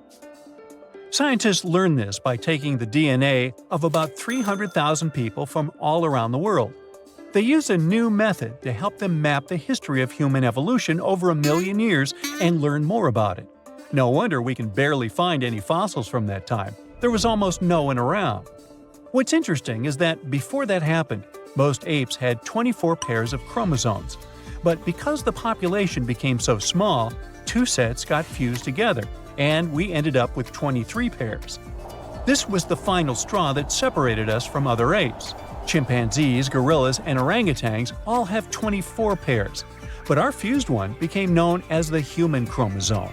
Like a ripple effect, this little thing influenced our brain side, helped us start walking on our twos, and even form language. It took humans about 100,000 years to recover from this catastrophe. Only after all that time, they started spreading around again. Isn't that insane how we managed to go from 1,000 to 8 billion people? In any case, the Ice Age finally ended about 11,700 years ago. The warm period, called the Holocene, began. As things got warmer, human civilizations finally began to develop. 5,000 years ago, it was ancient Egypt, then the Indus Valley Civilization, ancient China, and others. And while we've been thriving for a while, there's one catch. The middle Pleistocene transition changed the length and intensity of glacial cycles. Before the transition, sure, there was the Ice Age, but the cold was milder, and the glacial cycles were shorter. Things got covered in ice sheets about every 41,000 years. But after the transition, the glacial periods became longer and more severe. These cycles started following a new pattern. Although they happened every 100,000 years, they were super intense. Ice sheets grew large, even extending to the south. So from now on, ice ages that will continue to happen in the future will be a bit different. The next one should be at least 50,000 years from now, maybe longer. It's good for us because it'll occur later, but at the same time, the consequences will be stronger. What our ancestors went through is called a population bottleneck. That's what we call a sudden and huge reduction in the size of a population. Usually it happens because of things like earthquakes, floods or droughts, fires, and even human actions. Just a few people survive, and only they can pass their genes to future generations. And we've got plenty of such bottlenecks in history. Our modern species, Homo sapiens, originally lived in Africa. Around 60 to 80,000 years ago, a small group of them left Africa and spread across the world. It wasn't on a whim, though. They had to move somewhere because of the droughts and huge climate problems in Africa at that time. They had to go look for food and find new places to live. They traveled through the Middle East, moving into Europe and Asia, and eventually reaching Australasia and the Americas. They quickly settled across different continents and started mixing with local human-like species, like Denisovans and Neanderthals. But there was a problem. Originally, the African species were super genetically diverse, but since only a small part of them decided to move out, they carried just a bunch of these diverse genes with them. Unfortunately, this caused a bottleneck for everyone. Human-like species from other parts of the world became less genetically diverse. Since they had a smaller gene pool, they became more vulnerable to all the harmful stuff. The African population also had a drop in genetic diversity. But at least humans managed to survive. Although eventually, non-African populations really dropped, and there were no Neanderthals or Denisovans left, only us, Homo sapiens. That's why we can say that all modern humans came from Africa. Early humans sure had it rough. About 74,000 years ago, they went through yet another disaster, the Toba catastrophe. But keep in mind that all these things are just a hypothesis. It's not certain whether it actually happened. Now basically, scientists think that there might have been a supervolcanic eruption at Lake Toba in Sumatra, Indonesia. This volcano going crazy was an absolute catastrophe for Earth's climate and humans. The eruption was one of the most powerful volcanic events in the last 2 million years. It spewed out from 670 to 1,500 cubic miles of lava and volcanic stuff. Just so you know, there are about 3,100 cubic miles of water in our planet's entire atmosphere, and this eruption had almost half as much lava. This horrendous disaster led to the formation of Lake Toba, a massive caldera lake in Sumatra. It also spewed out tons of ash and sulfur dioxide into the atmosphere. This caused the so-called volcanic winter, which means that while it's not actually winter, the temperatures drop and the planet is freezing because all these ash clouds are blocking the sunlight from reaching the Earth. This event affected climate patterns for years to decades. This also most likely sped up the arrival of the next glacial cycle. Luckily, humans are crazy good at surviving. The global human population was reduced to a few thousand people yet again, and they still managed to overcome this.